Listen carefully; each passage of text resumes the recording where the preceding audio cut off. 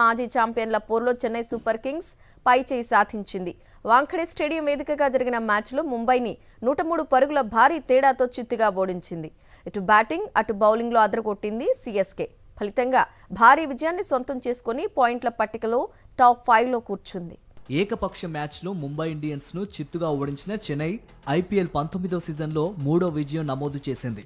వాంఖడే స్టేడియంలో సంజు శాంసన్ మెరుపు శతకంతో భారీ స్కోర్ అందించగా చెన్నై జోరు కొనసాగించింది. ముందుగా బ్యాటింగ్కు దిగిన చెన్నై ప్రత్యర్థి జట్టుకు భారీ టార్గెట్ విధించింది. ఓపెనర్ సంజు 54 బంతుల్లో 101 పరుగులు చేసి నాటౌట్గా నిలిచాడు. 6 సిక్స్లు 10 ఫోర్లతో మెరుపులు మెరిపించాడు.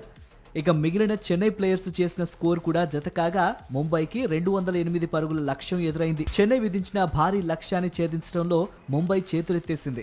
సూర్యకుమార్, తిలక్ వర్మ ఇద్దరే డబుల్ డిజిట్ స్కోర్ చేయగా మిగిలిన బ్యాటర్లంతా విఫలమయ్యారు.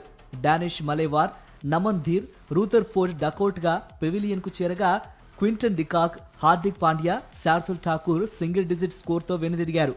11 పరుగులకే 3 కీలక వికెట్లు కోల్పోయిన ముంబై ఏ దశలోనూ లక్ష్యం దిశగా సాగలేదు. 19 ఓవర్లలో 104 పరుగులు చేసి ఆలౌట్ అయింది.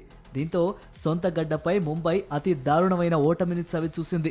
ఈ మ్యాచ్లో చెన్నై సూపర్ కింగ్స్ స్పిన్నర్లు విజృంభించారు. ఇంపాక్ట్ ప్లేయర్ అఖిల్ హుస్సేన్ 4 వికెట్లు పడగొట్టాడు. నూర్ అహ్మద్కు 2, ముఖేష్ చౌదరి, అన్షుల్, జామీ ఓవర్టన్, గుర్జప్నీత్ సింగ్ తలో వికెట్ తీశారు. ముంబై చేతులెత్తేసిన వేళ సిఎస్కే భారీ విజయంతో 2 పాయింట్లు సాధించి పాయింట్ల పట్టికలో టాప్ 5లో నిలిచింది.